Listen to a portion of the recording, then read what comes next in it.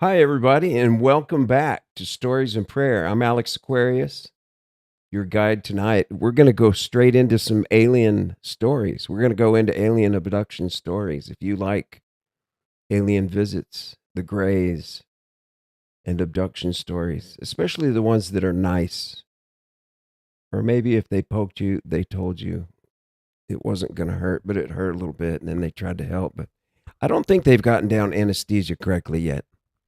Because you would think with an advanced race like they are, these Greys or whatever bodies and knowledge they have, they would know how to treat humans and be compassionate and not cause any pain, but they still do.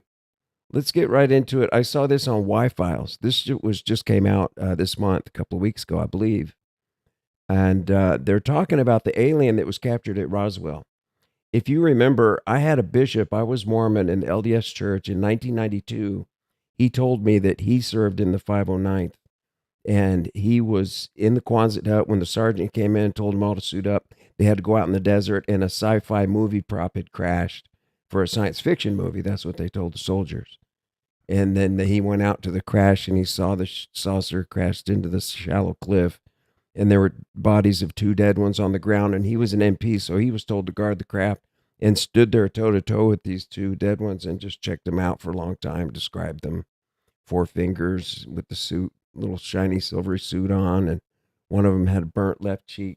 If you see the one on Google, that image of the dead alien laying down and the side of its cheek is all burnt and the chest of it, that's the one he described. And I found it on Google Images like 12 years later, and I was like, oh my God, that's the one in my mind that he described. So we're going to go into the nurse who talked to the live one. There was a live one that was captured on that site. And my friend, Timothy, his name was Timothy J. Canty, C-A-N-T-Y. If anyone knows how to get records from the 509th RAAF division out there in Roswell and verify his name, that would be awesome. And message me somehow. Put a message on this video or any of my videos and I'll catch it. And I would really appreciate that. But let's go into on Y-Files. He's talking about the nurse who spoke telepathically with the alien that was captured. Let's watch this. Hold on. They made insects and flowers. Another company built the larger animals. And these weren't science experiments or research. They were products. Even predator-prey relationships were a marketing scheme. If your company sold gazelles, you also sold lions. More species sold, more profit. Sexual reproduction was a cost-cutting measure. Instead of constantly replacing organisms when they died, you just let them replace themselves. And Earth's greatest minds weren't homegrown either. They were reincarnated ISBEs. Their genius was bleed through from their previous lives as some of the finest officers in the domain. Leonardo da Vinci sketched flying machines and submarines 400 years before anyone could build them. Mozart composed complete symphonies as a child. Nikola Tesla built machines the rest of the world wouldn't understand.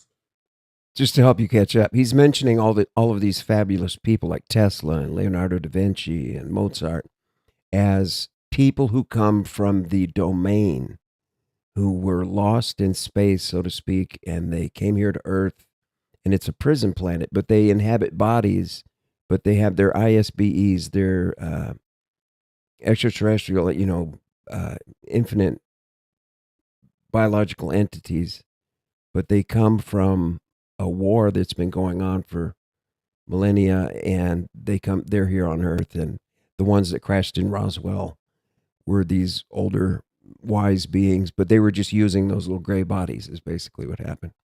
And he's saying that some of us, especially if you're watching this video or you've been contacted, you may be one of the people that belongs to the domain. And for decades, Errol said they weren't inventing, they were remembering. Justice for Salieri! What? Yeah, Amadeus? Oh, right. F. Murray Abraham was great in that. Yeah, but his name is unfortunate. It just sounds like someone is mad at Murray Abraham. Thousands of domain officers had been captured and dumped on Earth over the centuries. Trained pilots, engineers, specialists. Errol called them the Lost Battalion. Matilda felt a sudden wave of emotion. Guilt, anger, resentment. Emotions she couldn't explain. Errol sensed this and placed a gentle thought in Matilda's mind. The feelings you are having are understandable. This is because you know I am telling you the truth. You know this because you lived it. According to Errol, one of the trapped officers of the Lost Battalion was the nurse sitting across the table.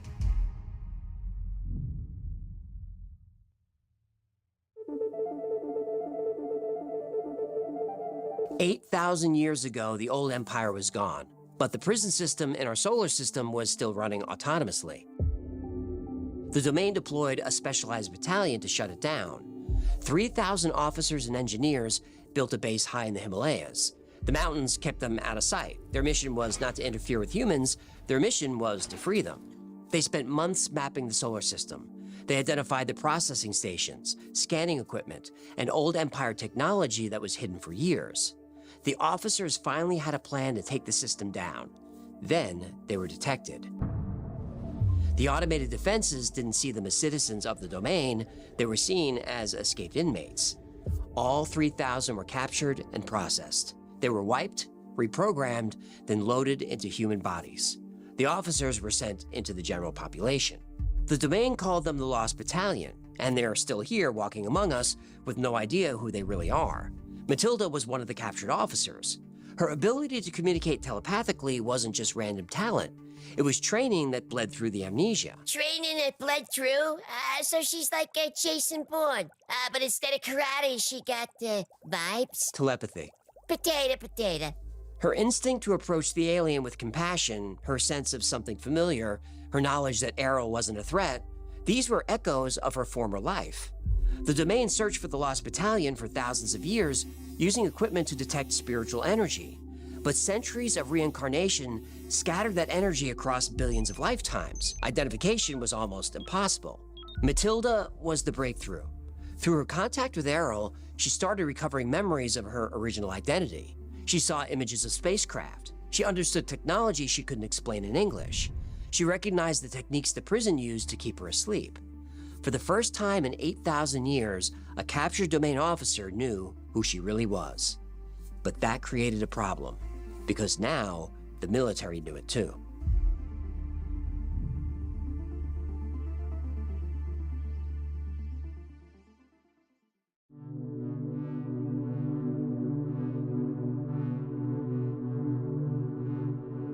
Over 6 weeks, Matilda and Errol rebuilt something the prison had destroyed 8,000 years ago, a connection between two domain officers. But Errol shared knowledge that put them both at risk. The military recorded every word Matilda said, but what they couldn't record was the telepathy itself, the communication that happened before Matilda spoke out loud. The stenographer got what Matilda chose to share. The rest was invisible. That arrangement worked as long as the military trusted Matilda. Eventually, that trust ran out. On August 12th, they separated Matilda from Errol. They wanted the alien on their own terms. No nurse, no telepathy. But Errol wouldn't cooperate, so the military decided to use force. Matilda watched from behind the glass partition. They brought in electroshock equipment and attached probes to Errol's head. They started low. When she didn't respond, they increased the current. Electroshock. The military thought they were innovating. It was the same tool the old empire used to wipe memories. Errol didn't resist, didn't react. She looked at Matilda one last time through the glass, and then she was gone. 1 second, awareness behind those large eyes, and the next, nothing. Just... What do you think about that? Would you believe that an alien was here and just happened by coincidence to crash? You know, they didn't know where they were going to crash, believably. And then they're taken to Roswell Army base, and then they're taken to the infirmary, and then there's the nurse, and then the alien says, we're from the domain, and we're a lost battalion, and there's 3,000 of us, and you're one of them. Matilda, the nurse. This nurse, Matilda, wrote a journal that was published in a book. I forget the name. It's in that video. If you go back and watch the Y Files, you'll find this story, and you'll see where. Let me look up for you when. This was done on April 10th. This was only 3 days ago when he made this video, so you'll find it. But go back and watch this story. But what I wanted to ask you is, do you believe that we came from some kind of battalion and we're lost and we were forced into human bodies? But like the reason why we're here now after midnight conversing about UFOs and aliens is because we're from the domain and we have higher thought and feeling and presence and we're aware and we can remember. I can't remember any prior life, any spaceships or any wars or battles or other planets or me traveling anywhere with different looking beings or being some kind of what they call ISBE. I don't know what that stands for exactly. But could you imagine if that were true? It's kind of odd that out of the Roswell crash also comes this story. I had heard, oh, Tibet, don't let me forget Tibet. But I had heard that the nurse saw the alien alive and had communicated with it. I knew that because I began to study a lot about the Roswell crash after my friend told me he was there and he helped clean up the crash. He saw like those foil parts that were in the desert that you crush them like aluminum foil and they just pop back into a sheet. And there were shreds of them, but yet, you know, they were broken up. It must have been from the impact. They must have a breaking point. That's kind of odd, isn't it? That if they're like indestructible, they could not burn them and they tried to tear them and they couldn't do that. And yet they were scattered across the desert and they had to clean them all up. That's weird. That would make you think it didn't really happen because that's an inconsistency in the continuity of the materials. If they're indestructible, but yet it's scattered about after a crash, you know, that doesn't make sense. But I know it happened because my friend told me he was there. He was a bishop, a black man. And I don't know if you've seen my story, but we were at church. This was in 1992, right? So this was like 35. When was it? So you had it in, it was in 47. So 57, 67, 77, 87.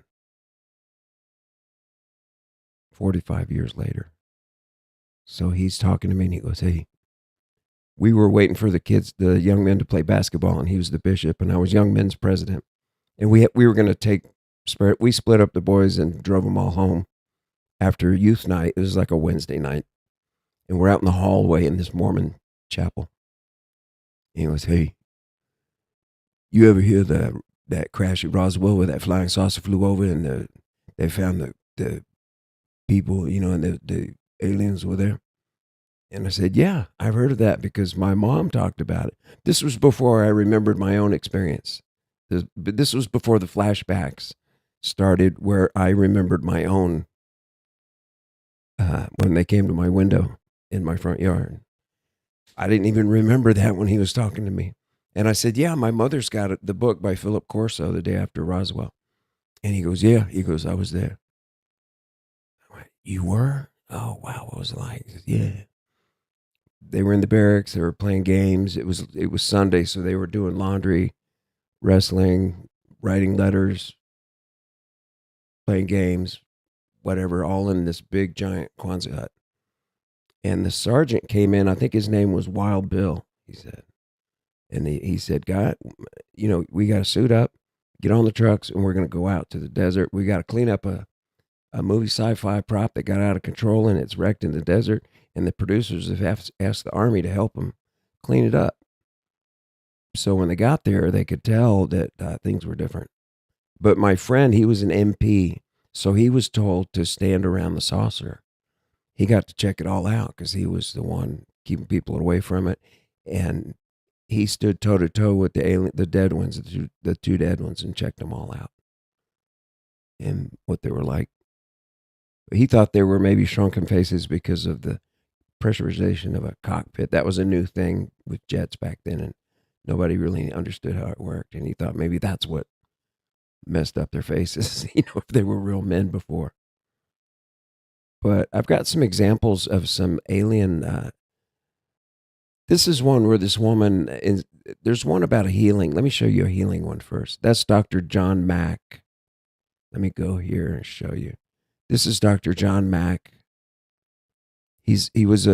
He died, I think, in the 80s, early 90s, but he was a researcher, not by choice, really. He was a psychiatrist, and he had a lot of patients that were describing these events, and they described the same things that occurred, the same craft, the same creatures.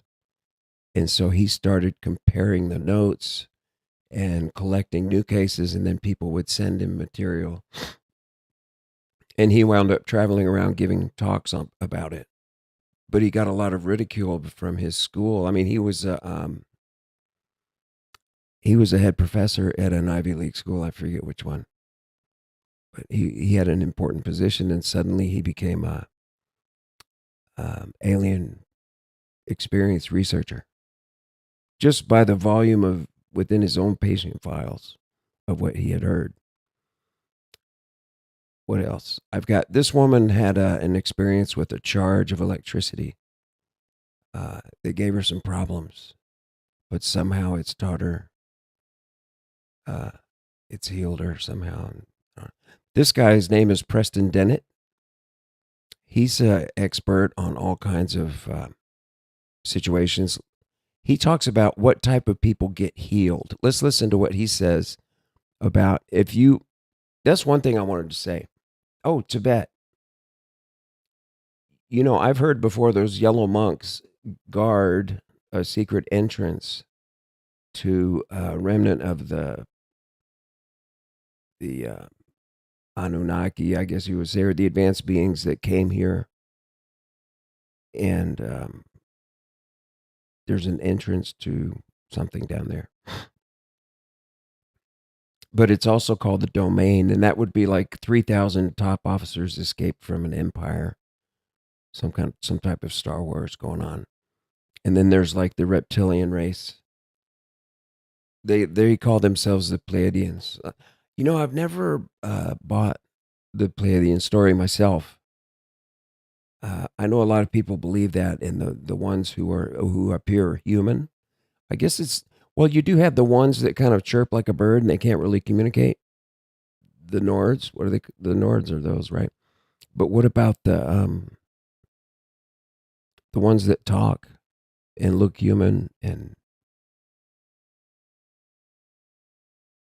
teach people? You know, they don't chirp like birds. What else did I have here? Let's hear Preston Dennett. Oh, let's hear what they say here first. This is more interesting. This is the crash I was just describing, but it was not in flames, and it was not nighttime, and there was no smoke, and they were not wearing those suits. This must be AI generated. We will examine some of the most compelling case studies and personal testimonies that have shaped our current understanding of the Gray phenomenon. These individual stories, while sometimes controversial, offer invaluable insights into what might be a genuine, if mysterious, aspect of our reality. One such case is the account of a well-known case or anonymized testimony. In this instance, the witness described an encounter that was both vivid and disturbing, detailing an abduction experience that involved a series of seemingly clinical procedures. The witness reported sensations of being paralyzed, of a presence looming over them, and of an overwhelming feeling that they were being observed by entities whose intentions were inscrutable. The consistency of such reports, especially when compared with similar accounts from disparate sources, underscores the enduring enigma of the Gray aliens. Let us now turn our attention to the broader implications of these encounters. What does it mean for us, as a species, if we are indeed encountering beings from beyond our planet, or from another dimension altogether? For some, the very possibility challenges deeply held assumptions about our place.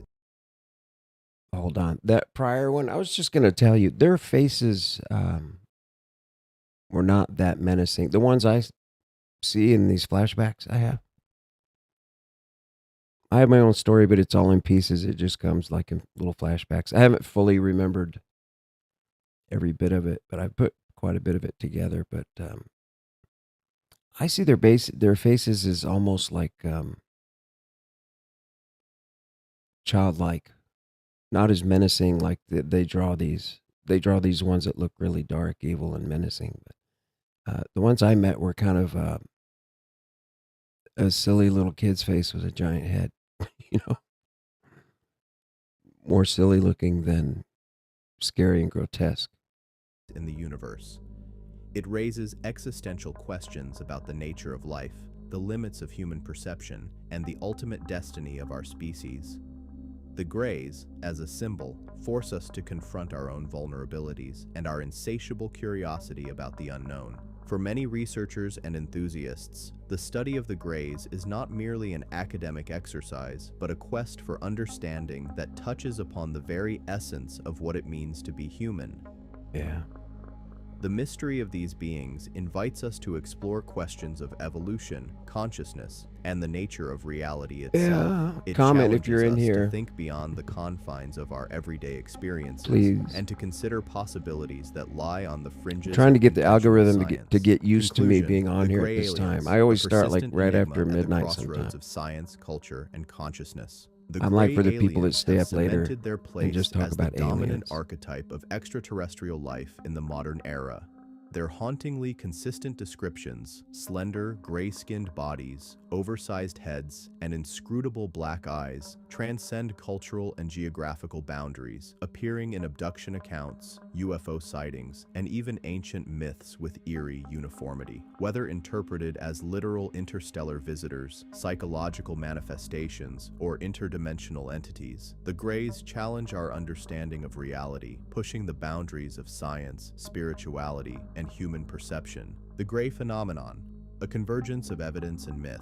The sheer volume of reports detailing encounters with Greys suggests a phenomenon that cannot be easily dismissed. From the Betty and Barney Hill case to contemporary abduction narratives, witnesses describe strikingly similar beings engaging in clinical, almost scientific interactions, often involving medical examinations, telepathic communication, and the infamous missing time phenomenon. You know, I was going to say, I was lucky as hell. I did not get touched. At least I haven't had any flashbacks of that or missing time. I don't think there was missing time during mine either. They were more like here in this reality. I remember I was in my room playing with a truck and a teddy bear. I had a donkey. I had a stuffed donkey. And I remember actually my head was facing east toward the bathroom doorway, and I was looking at the carpet, pushing this truck, a Tonka truck. And I heard this Philip voice over there calling. And it was saying, come with us. Come with us. And so I went to the window, but I remember that. But they were not as, there was no missing time. Because I said, no, you'd have to go get my mom. They got my mom. I waited. She came back. She got me. I went. I came back. We went inside. Went back to bed. Maybe during that whole time, it was a blink of an eye. Or 15 minutes total. But I don't know what they or how they would have done that. So what I was going to show you also is, did we watch the this one? In Totowa, New Jersey, lived Nona Rossi, a woman whose life would forever be changed by one extraordinary encounter. Hers was an energy type of implantation. It really bothered her and made her sick. I don't know what they did to her. And they used the ankh. Those are the details of this one. It was January 1993 when Nona's world shifted dramatically, setting her on a path that would challenge her understanding of reality and push the boundaries of her consciousness. Shout out to One Weird fateful World. morning on January 12, 1993, Nona awoke at precisely 1:15 a.m. As her eyes adjusted to the darkness, a shiver of fear ran through her. She was not alone. Robed figures, their faces obscured by hoods, stood silently around her bed. The air in the room seemed to crackle with electric tension as if charged by the static before a storm. Suddenly, a beam of light, unlike anything Nona had ever seen before, appeared. It wasn't just an ordinary light. She described it as a shaft of liquid, crystalline light. This ethereal beam entered through the top of her head, and in that moment, Nona's body began to react in ways she couldn't comprehend or control. Violent convulsions overtook her. Her limbs jerked and shook with an intensity that terrified her. Not good. In those moments of uncontrolled movement, a single thought echoed in Nona's mind. She was going to die. The fear was overwhelming, coursing through her veins alongside the strange energy that had invaded her body. But the hooded beings didn't stand idly by. With a gentleness that contrasted sharply with the violent reaction of Nona's body, they placed their hands upon her. Their touch seemed to guide the energy, helping it to settle within her physical form. Gradually, the convulsions subsided, leaving Nona in a state of bewildered calm.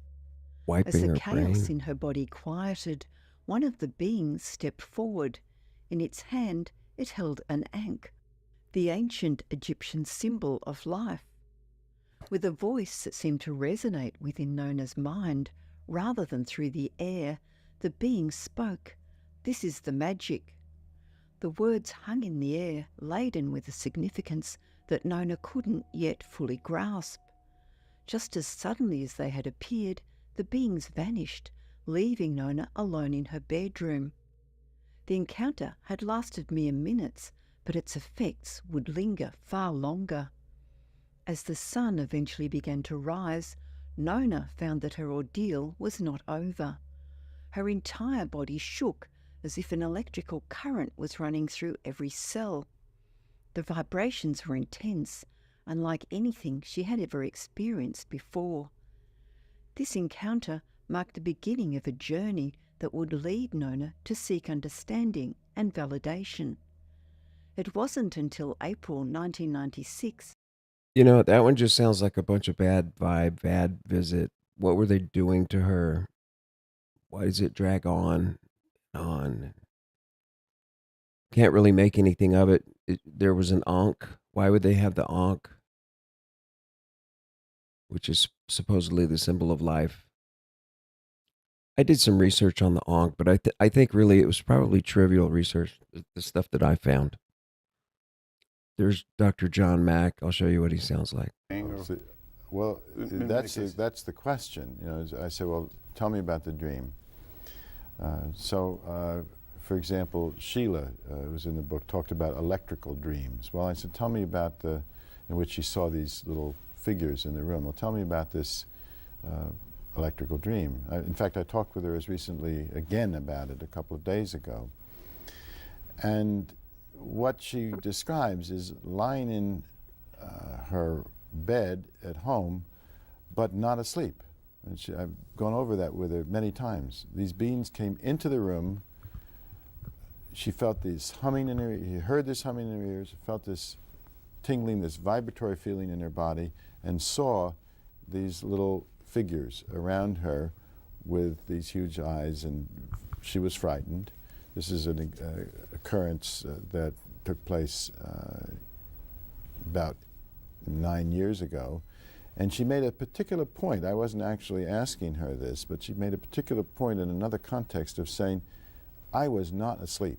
I was wide awake when this happened. I've had that experience. I used to call them waking nightmares. After I'd broken a leg, I was about 12 years old, and I was absolutely awake and had a distinct sense of a presence in the room. I forget what they looked like, but my father, and in fact the doctor, explained it as a sort of post-shock response of the body. I was encouraged not to worry about it, never came back. What made it meaningful in the case of Sheila?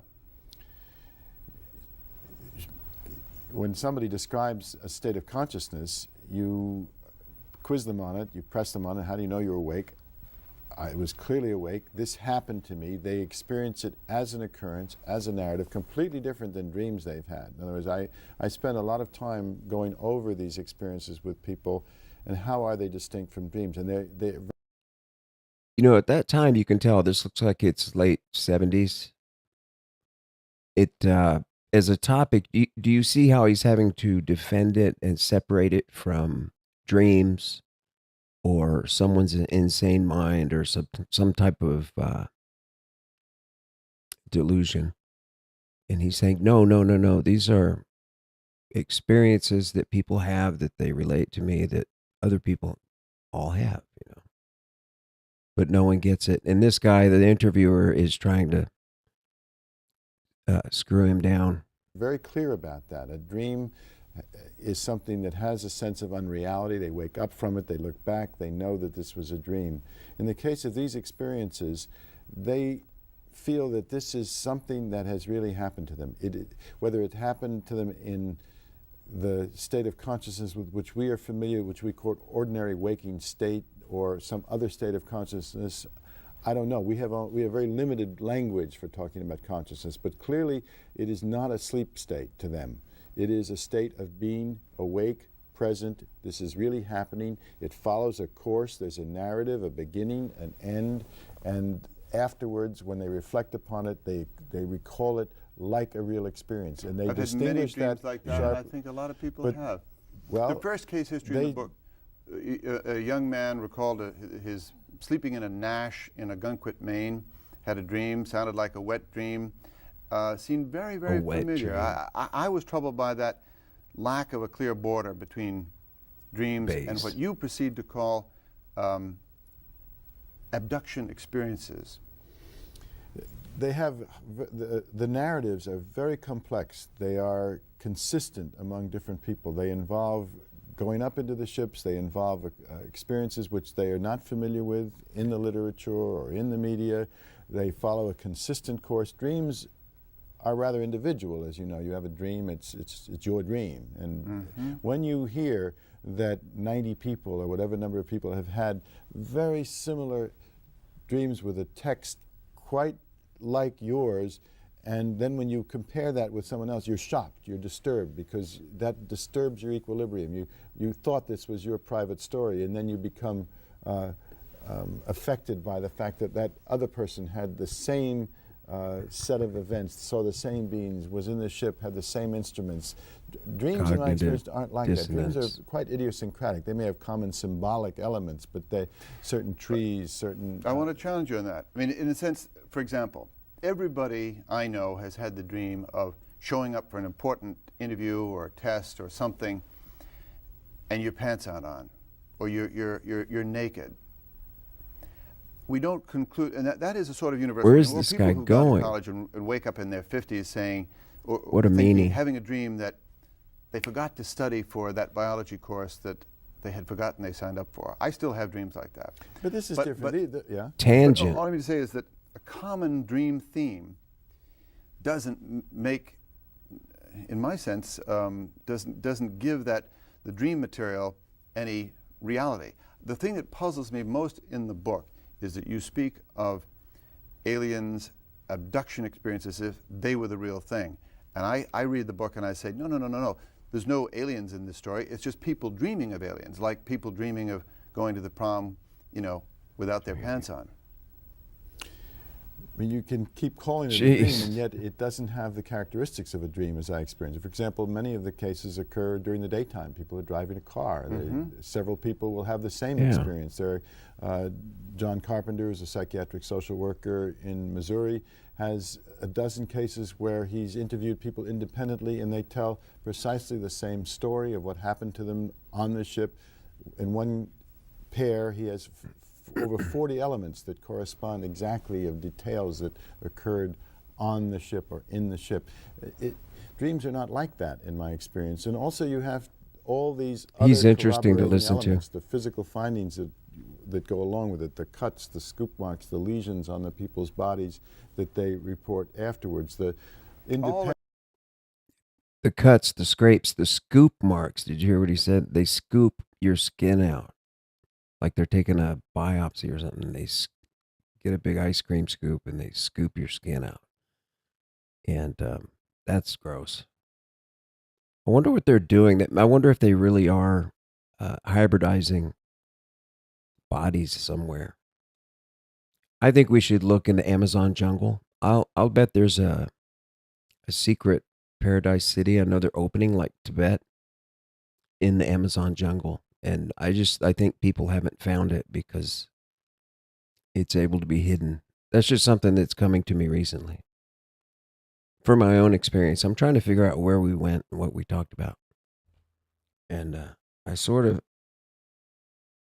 I know the direction that we flew in because even though I was 6, almost 7, we went to Galveston all the time, and we went to the over Orange and all the different bays. And my grandfather had a boat, and he had a big shrimp boat, and we used to go take his smaller boat, family boat, out, and my parents would water ski, and I was real little, like 1 year old, and I knew where the beach was. And so I know we flew over the Gulf, and we went into South America.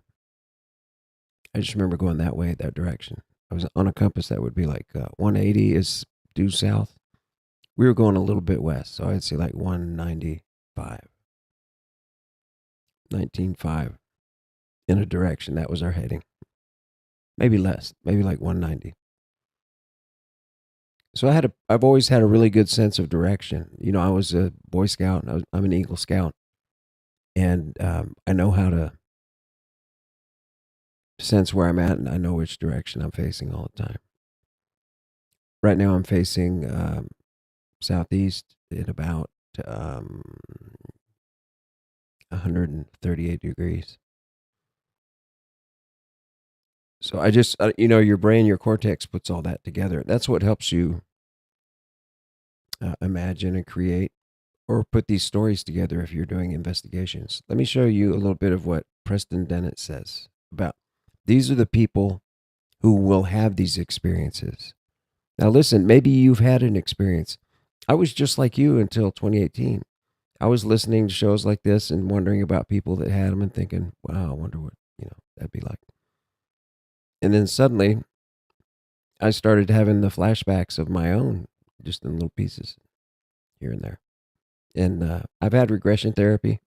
One little section of it kind of popped out, and some of the other parts have seemed to fill themselves in over time. But it was a simple visit.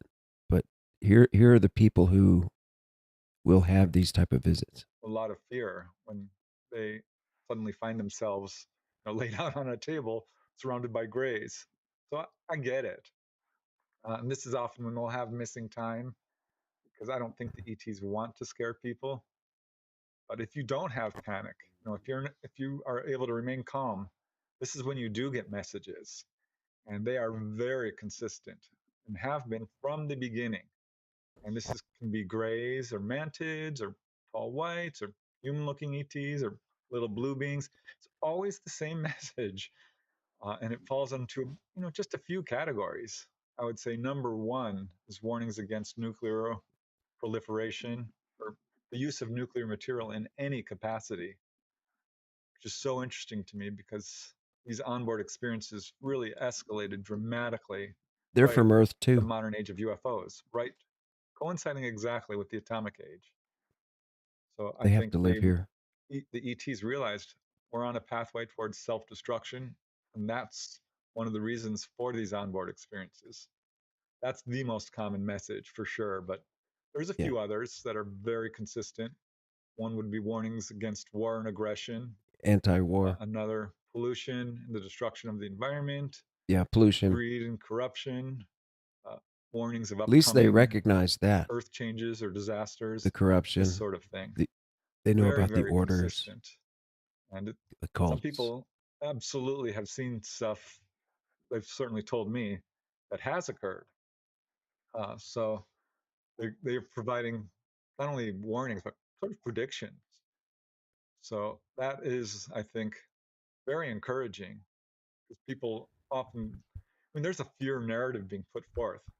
Like, oh, they're experimenting on us and people are being kidnapped against their will. That's not what I found. I found that very encouraging, the events that take place when someone's taken on board. And if you look at it not through the lens of fear or preconceived notions, you can see this. I think the first-hand cases speak for themselves, and that it's very good news for us. They're trying to warn us that we're on the wrong path, that we're, a danger to ourselves, each other, and this planet if we don't change our ways. You mentioned any use of nuclear material. Is that also nuclear power generation? Yeah, we see this. If you look into the whole history of UFO encounters, anything that's nuclear will receive a visit.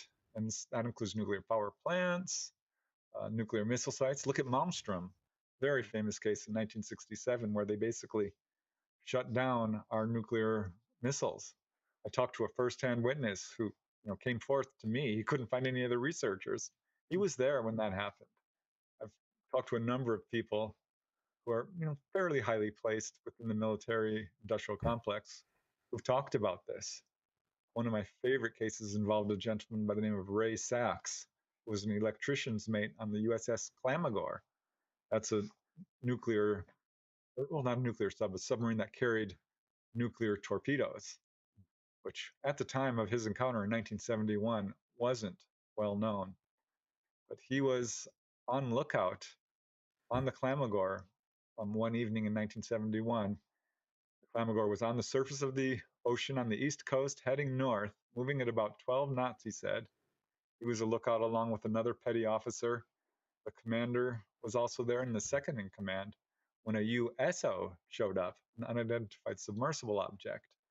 And it came right up to this sub, right next to it. They couldn't see the shape of it, really. It was just this bright, round light right next to the sub. Anyone who knows about seafaring craft knows that if another craft comes within even a quarter mile, that's considered a near miss, particularly with a nuclear or a submarine. So this was very concerning. This darn thing paced the Clamagore for 15 minutes, totally silent. It was not appearing on sonar. And one by one, all the higher ranking officers came up on deck because they wanted to see it too. And Ray Sachs, he told me all this. He's like, I want to do my part for disclosure. They didn't make me sign an NDA, so I'm just going to say what happened. So Finally, aliens this get thing, it came really in at involved. 100 knots, far faster, of course, than anything we have. And where are the Move weapons? underwater. Raced off Who's in another got direction weapons? at 80 knots. That's what they want to know. Was gone. And this is so Do you have a interesting to me. warhead? The second in command turns to Commander Boyne. I know who this is. I confirmed Ray Sachs' employment there. I did all my fact checking to the extent you can. And the second in command turns to the commander and says, "Sir, how would you like me to report this event in the log?" This is according to Ray. And the commander turns to him and says, "Officers who report this kind of event in the log do not move up in rank." So presumably, yeah, this was not recorded. I've talked about this before, and there was another submariner who was, talking on the radio, and he's like, "Oh yeah, we've had this incident, and none of them are recorded." So what we know about, and there's a lot of cases like this, just the tip of the iceberg. But that's a good example of UFOs showing an interest in anything nuclear. Because the Clamagore was carrying nuclear-tipped torpedoes. Crazy. Because so many cases like this where they're showing an interest in anything nuclear. I've had the thought recently that could the cover up, Well, even with there are people who've heard grays talking. It's often described as a high, squeaky kind of almost babble. They don't understand it. By and large, yeah, telepathic, almost always. It's really interesting when you talk to people who've never heard of perhaps telepathy. Some of the They'll look at blondes you like, I don't know if this person's going to believe me, but how do I describe this? It was talking in my head. And it's so interesting to me because I've interviewed people who, English is perhaps their second language. This guy, let me skip ahead to whatever else he's got to say. I don't know how to describe it, but you kind of just, everything's telepathic. So you're getting real intense communication. So I rush up to her. I'm like, wow, look at you. She's wearing a white smock and has giant eyes that wrap around her head. Almost no mouth at all, almost no nose. But she tilts her head forward and to the side. just this tiny little smile and says, "So, is this what you thought it would be like?" I said, "No, it's much better." Uh, and I'm like, "Can I explore?" I'm like, "Sure, go ahead." So I walked around the room and looked over the edge, and I could see the Earth down below, not as a little globe off in the distance, but a slight curve. I'm trying to figure out how high up this was by looking at Yeah. satellite pictures It and would stuff. look flat if you're Guessing that about close to 500 it. miles. Earth was round for all you flat earthers there. It was round. And it's You so can't cool. tell at a I'm low like, altitude. wow. I mean, I You're too cannot close. express how astonishing this was for me. I would have stayed with them if they had let me. There was a lady standing next to me who was fully conscious. She was excited as I was, and I was about Think of a bacteria on a basketball. Is it going to tell you if that ball is a sphere or if it's flat? No, it doesn't know. It's too small in relation to where it's at the altitude that they're going up, probably to this alien ship he's claiming. He would not have seen the Earth. If they're visiting the Earth, why are they going to park 300,000 miles away, where the Artemis 2 allegedly went? So to talk to her when this craft drops down to the ground in a second. Not kidding. 500 miles in 1 second. She screams out, "Woo!" There was a little rail, I'm holding on to, and the windows were at a 45-degree angle. So kind of like looking out on I don't know, a cruise ship or something. And we're just above the ground, and the ship rocks. I could feel it rocking a little bit. It shoots right back up. It was all in all a pretty short experience, about 5 minutes. Uh, I walked back to the tall gray, and she handed me this, well, a glass tumbler is what it looked like to me, a little thick rimmed glass filled with green liquid. Now I'm totally trusting her, and I've heard of people being giving drinks, right? I did a whole study of this. So I'm like, okay. And I sniff it. I'm like, I don't smell anything. I take a sip, very thick and syrupy, and tastes kind of like juice a little bit, lime perhaps, or kiwi. And she takes it away from me. And I'm like, hey, wait, you said this was mine. Why can't I have, I want another sip. I want to memorize this. All while this is happening, I'm like, yeah, this is he's going to happening. say This is that to the happening. Oh my tall God, white. I'm gonna Hey, wait, memorize every detail. I thought they were It's flighty and they'll kill you just so amazing when you find yourself there. if they get And she startled. looked at me like I was crazy to want another sip, but handed it back to me. And I took another I sip don't and believe blacked out instantly. this guy's I talked to story. Dolly about this. She's like, yeah, that was Mama. That's her main liaison, like tall gray. And that the drink was basically to help protect you from the gamma radiation exposure that you get when you're on board. Because you're out there, high above Earth, where the radiation is a little bit more intense, still within the magnetic field. But apparently that's the purpose for these ET drinks, which I kind of already knew, having To done a protect study you of from this. radiation. Yeah, that was my Wow. onboard experience in a nutshell. And it was so cool. I mean, I absolutely loved it. And Could be true. were you there? Your He actual could be physical telling the body? truth. You hear a lot about in some sort of like out of body experience, some sort of ethereal form, some realm of consciousness. But was this your physical body, just like you're looking around the room now? I think so. Yeah, it's certainly. This is shout out to Leto Files and Preston Dennett. Ever heard of Leto Files? Lehto Files. He's got a podcast he's doing a 2-screen where he interviews people. I just found him. Certainly felt that way, and because I was tasting stuff, and I was feeling it. I've had out of body experiences, which is not unusual for contactees. As a general rule, contactees will have astral projection and mediumship and precognition and all this stuff, because that's one of the ET goals, to wake people up to this. So I'm pretty familiar with what it feels like to have an out of body experience. No, this was physical. We know this is a physical experience. Some people, yeah, might report that, but I think the vast majority of onboard experiences are entirely physical.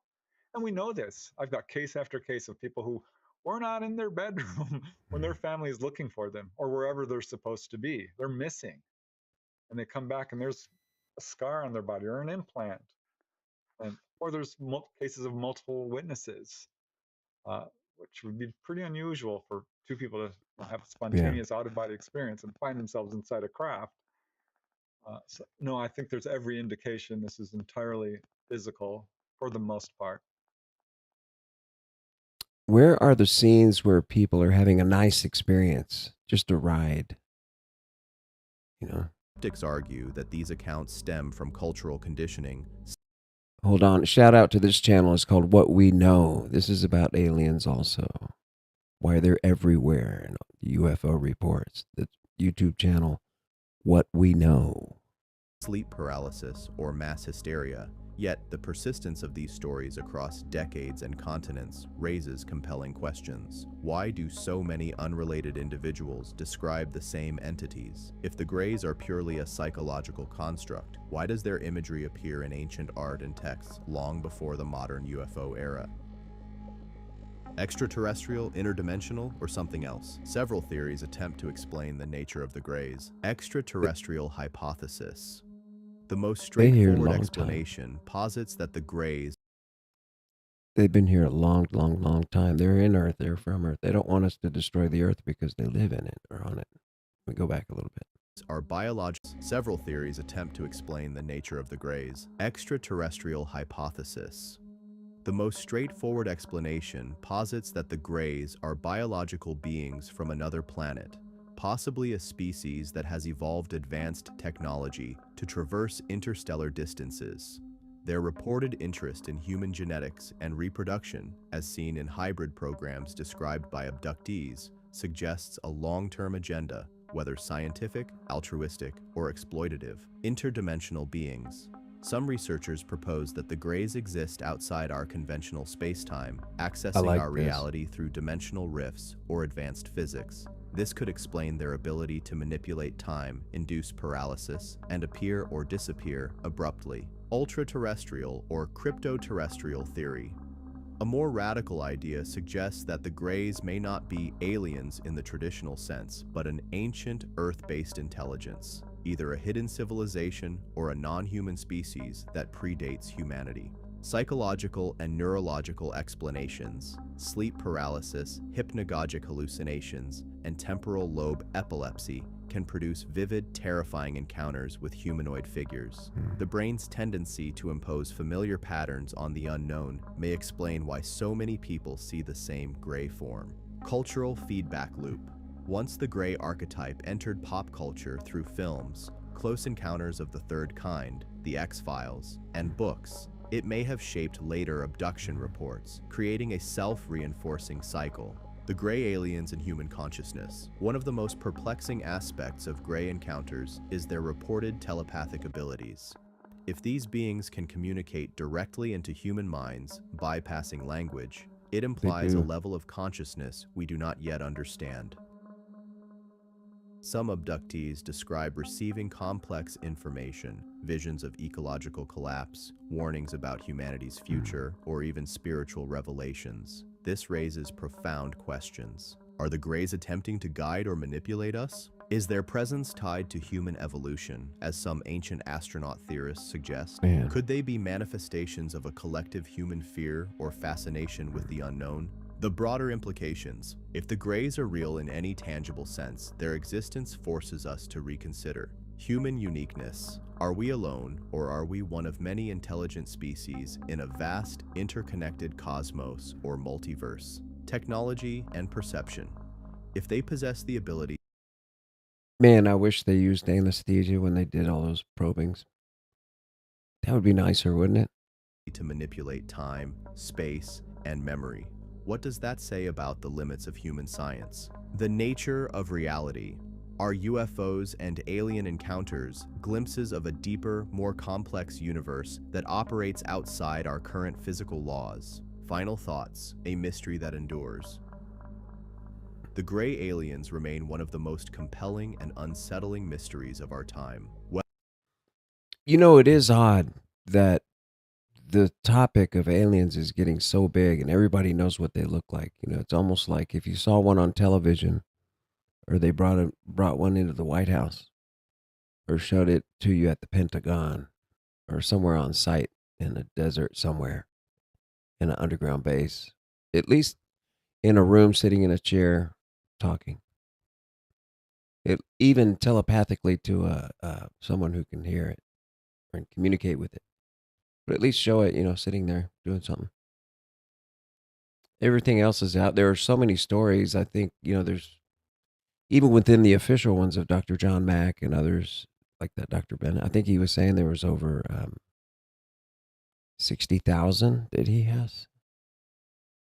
Whether they are extraterrestrial scientists, interdimensional travelers, psychological constructs, or something beyond our current comprehension, their presence in human consciousness is undeniable. They serve as a mirror reflecting our deepest fears, curiosities, and existential questions. As science advances, with developments in neuroscience, quantum physics, and exobiology, we may one day uncover the truth behind the grays. Until then, they linger at the edges of our understanding, a silent, staring enigma that refuses to be ignored. What do you think? Are the Greys real beings, a psychological phenomenon, or something else entirely? Share your thoughts. The mystery continues. Thanks for watching, everyone. How could it be not true if there are so many people that have the same experience, same description? And it's been going on for millennia, for thousands of years.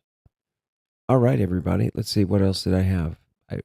As I was researching, this guy, Howard Menger, has an interesting story in his life. Let's hear that one. Since he was a little boy, Menger had a regular contact with aliens who claimed they were from various planets in the solar system, and in some cases came from different vibratory planes. Over the years, Menger claims to have had a lot of contact with aliens. He was even taken aboard a UFO and given a tour of the moon. He was told many predictions which later came true. Menger also claimed to have received a healing from the aliens. In April 1945, Howard Menger was a soldier during World War II and was on the Pacific island of Okinawa in the Pacific Ocean. After American warplanes had bombed the island, the American infantry were unable to take control. It was during this period when Menger was seriously wounded. As he was patrolling the airstrip, a shell from a nearby island landed on the airstrip. Menger then fell to the ground for protection. After the explosion, he thought he had escaped injury, but then felt something stinging in his right eye. He then put his hand to his eye and pulled out a piece of shrapnel. Although he received prompt medical treatment, his eye became badly infected and he lost sight of his right eye. Unfortunately, Menger's eye infection was so severe it quickly spread to his other eye, and Menger was now totally blind in both eyes. It was at this low moment in his life that something happened in the hospital tent, where he was visited by an unidentified lady. Menger asked if she was a nurse, but she didn't reply, and told him that he was the one she had come to see, and was amazed that she seemed to know a good deal about him, and assured him that his sight would be restored. It was at this time that Menger felt that she was one of his extraterrestrial friends and was sent to help him. Gradually, Menger's sight returned and he miraculously regained his sight. He was also able to see the woman who had come to assist him and saw an attractive woman dressed in an army nurse's uniform. And although she had helped him greatly, she never made herself known directly. The nurse did, however, say to Menger that he would later meet someone very important. And a short time later, he had a strong urge to drive to a remote area of the island, where he met a human-looking extraterrestrial who told him that a terrible bomb would shortly be dropped. She was talking about the bombs that would hit Hiroshima and Nagasaki. The alien told him that we have been spending a lot of time healing and conditioning you and preparing you for your work to come. Howard Menger went on to write books and died in 2009, aged 87.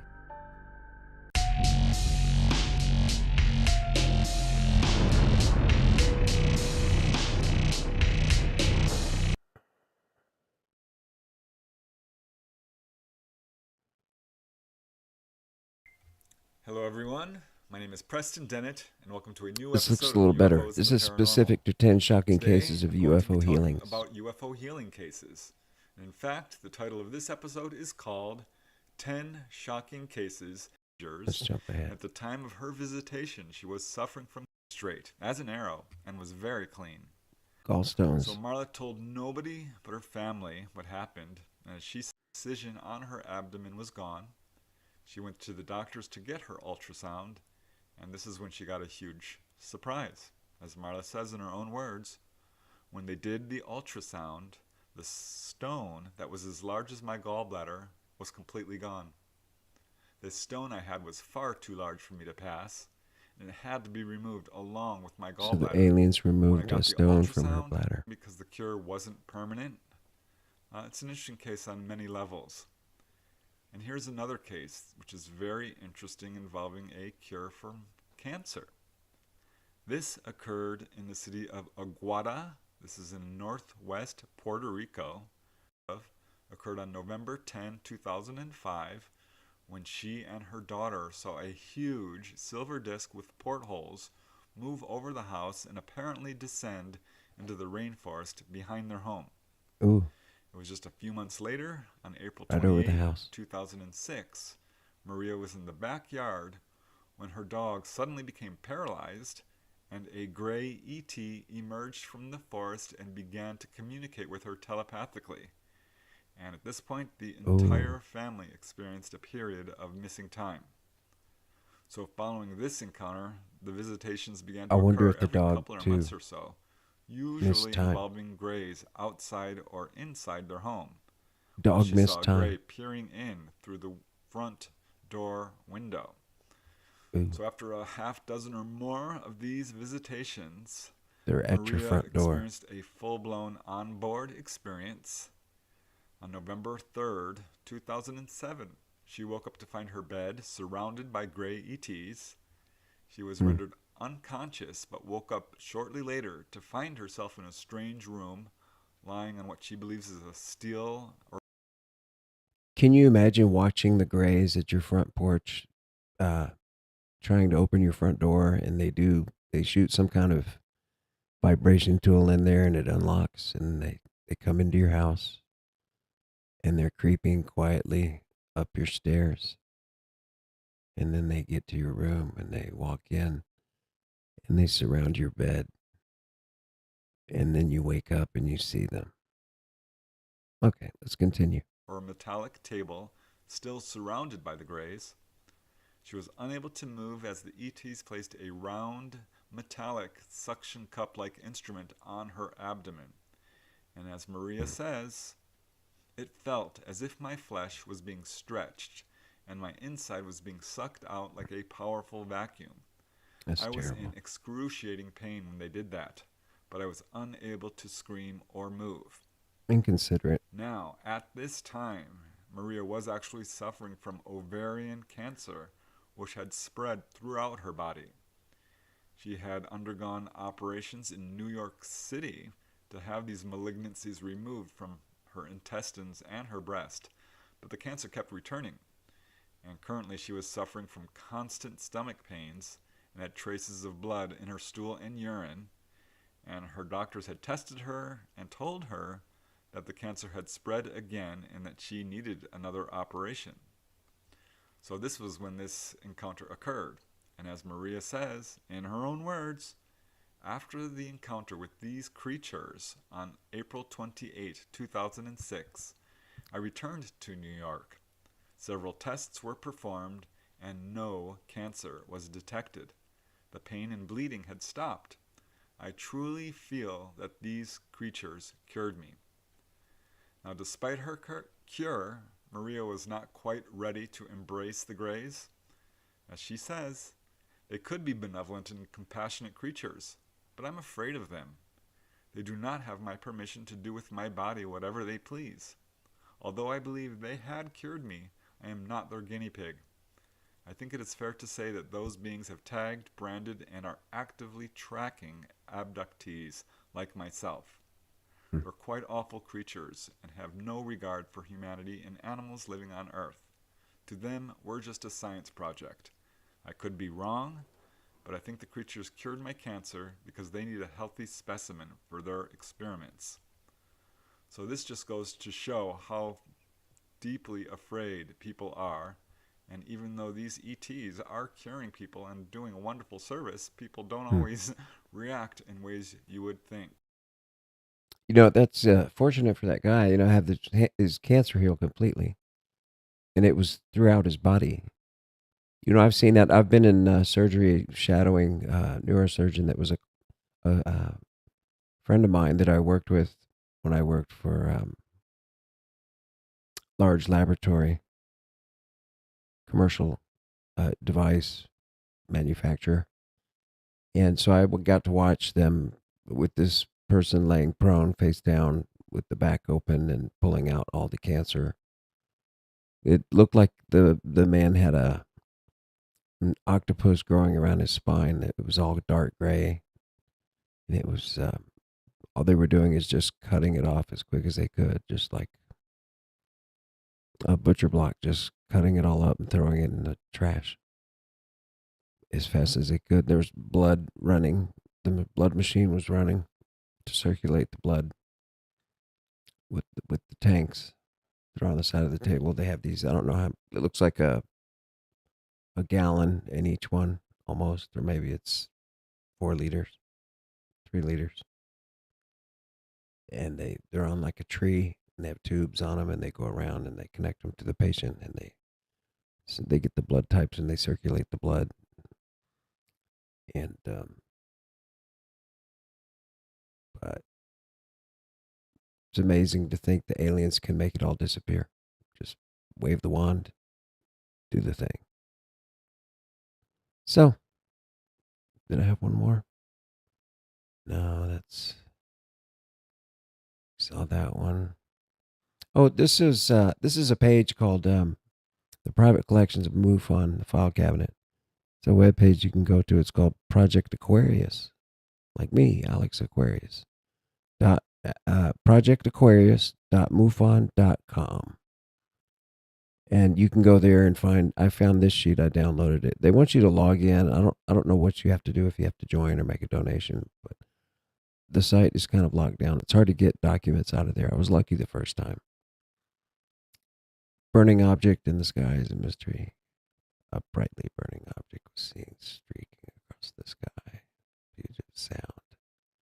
Shortly after 6 a.m. today. But there was no immediate explanation of what it was. So it's funny. These are like old newspaper reports. All right. Anybody here? Anybody have any questions? If you've heard me all the way to the end, maybe I've helped put you to sleep as I go through and check out the videos that I watched today on this subject. But let's end with a prayer. Dear God, as we get ready to do other things or go to bed or go about our lives, please help us. And we're thankful for what we have. And that we pray in the name of the Lord. Amen.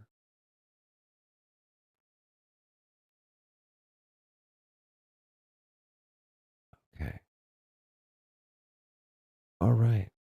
So I will see you sometime, probably tomorrow night, if I get it together to get a topic. And I've been doing these daily, even if they're just kind of slow, me looking at them, doing research and reading out loud. That may help people. Maybe if you're driving, it's a good thing. All right. Check y'all later. Bye-bye.